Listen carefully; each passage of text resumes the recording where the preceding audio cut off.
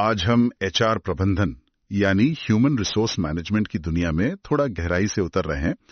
हमारे पास कुछ काफी अच्छे नोट्स हैं जो इस बात पर रोशनी डालते हैं कि एक सफल एचआर मैनेजर बनने के लिए कौन सी योग्यता हैं, कॉम्पिटेंसीज सबसे जरूरी हैं। अक्सर ऐसा लगता है ना कि एचआर का काम बस लोगों से अच्छे से बर्ताव करना है। हाँ, ये एक आम धारणा है। और ये नोट्स बताते हैं कि भाई मामला इससे कहीं ज्यादा पेचीदा है। तो चलिए इन नोट्स की मदद से इस रोल को थोड़ा और समझते हैं। बिल्कुल। देखिए, योग्यताएं असल में वो स्किल्स, वो क्षमताएं और वो व्यवहार है जिनकी जरूरत एक एचआर प्रोफेशनल को अपना काम प्रभावी ढंग से करने के लिए पड़ती है।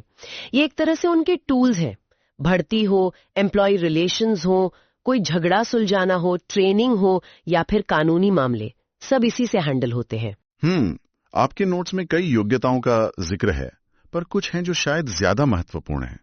जैसे पहली है संवाद कौशल या कम्युनिकेशन स्किल्स। ये सिर्फ अच्छी तरह बात करने से तो ज्यादा ही होगा, है ना? हाँ, बिल्कुल।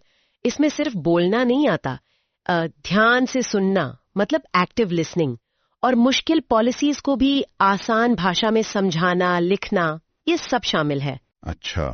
आप सोचिए, अगर इंटरव्यू में ही कंपनी की एक्सपेक्टेशंस क्लियर ना हो, हाँ, या कोई पॉलिसी समझना आए कर्मचारियों को। एग्जैक्टली, तो कितनी गड़बड़ हो सकती है। मिसअंडरस्टैंडिंग तो होती ही है, कभी कभी तो लीगल इश्यूज भी बन जाते हैं। सही कह रही हैं।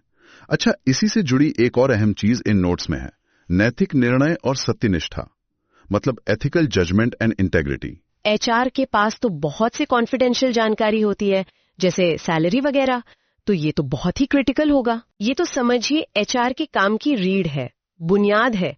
उन्हें गोपनीय जानकारी संभालनी होती है और सबसे जरूरी, हर हाल में निष्पक्ष रहना पड़ता है। चाहे मामला किसी सीनियर एम्प्लॉय से ही क्यों न जुड़ा हो। मिसाल के तौर पर कोई हरासमेंट की शिकायत आती है, तो बिना किसी दबाव या पक्षपात के फैक्ट्स के आधार पर जांच करना और सच सामने लाना, इसी से तो ट्रस्ट बनता है। अगर सत्यनिष्ठा नहीं तो एचआर की भूमिका का कोई मतलब नहीं रह जाता। और जाहिर है जहां लोग काम करेंगे वहां कभी कभी मतभेद, टकराव भी होंगे, तो प्रॉब्लम सॉल्विंग और कॉन्फ्लिक्ट रेजोल्यूशन, मतलब समस्या समाधान और संघर्ष समाधान, ये योग्यता भी नोट्स में काफी उभरी है।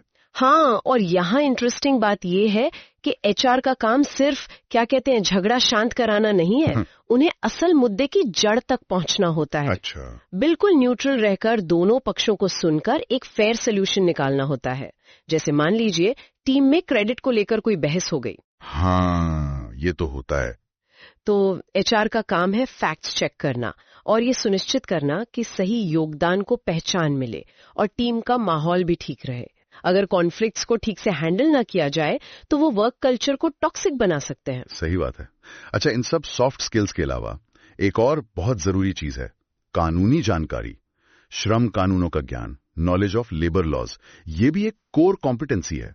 ये तो अनिवार्य है, मतलब नॉन नेगोशिएबल है। वेतन, काम के घंटे, छुट्टियां, maternity leave, health and safety, इन सब से जुड़े कानून पता होना बहुत जरूरी है। इससे कंपनी और कर्मचारी दोनों के हितों की रक्षा होती है। जैसे मैटरनिटी बेनिफिट एक्ट के तहत एक महिला कर्मचारी को उसका हक यानी 26 हफ्ते की पेड लीव मिले, ये देखना एचआर की जिम्मेदारी है। ओके। कानून की जरा सी भी चूक कंपनी पर भारी पड़ सकती है, फाइन लग सकता है, मुकदमे हो सकते हैं। और आखिर में एक योग्यता जो शायद आज के दौर में जहां इतनी तेजी से बदलाव आ रहे हैं और भी ज्यादा जरूरी हो गई है, अनुकूलनशीलता और लचीलापन, एडेप्टेबिलिटी एंड फ्लेक्सिबिलिटी। बिल्कुल। अब देखिए टेक्नोलॉजी कितनी तेजी से बदल रही है, मार्केट कंडीशंस बदल रही हैं, या फिर अचानक कोई संकट आ जाता है, जैसे कोविड महामारी आई थी। हाँ, वो तो था ही। तो एचआर को न सिर्फ खुद इन बदलावों के साथ तेजी से अडेप्ट करना होता है, बल्कि पूरी ऑर्गेनाइजेशन को, बाकी लोगों को भी इसमें सपोर्ट करना होता है। याद है ना कैसे महामारी में रातों रात हायरिंग, ट्रेनिंग, मीटिंग्स सब ऑनलाइन मोड में शिफ्ट हो गया। हाँ बिल्कुल, वर्क फ्रॉम होम पॉलिसीज बनी। जो एचआर रिजिड होगा, जो बदलेगा नहीं, वो तो इररेलेवेंट हो जाएगा।